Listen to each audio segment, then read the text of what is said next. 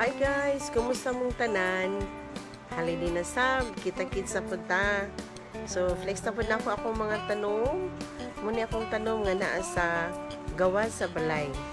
So, nahinay-hinay na nakto restore, no? Ato mga tanong. Muna ang akong orchids nga naapod sa gawas. Nga ganahan gid sila og mainitan. So, kining dapita, diri na po ang akong garden nga akong mapakita sa inyo.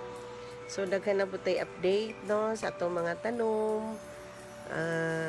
Nahinay-hinay na nako sila og atiman. Gwapa na gid kaayo. Kini,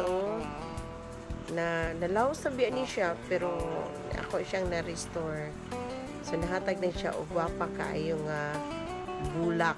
So, muna akong one of the bergunia nga mga tanong. See? Makahatag sila kalibay, no, once ka makita ta sa ilaha para sa ako muna ako stress reliever. Muna mo niya mong iring si Oranger samtang nagatiman ko nang limpyo napod siya, sige og tanaw. So muna akong garden. This is it, guys. Thank you very much for watching.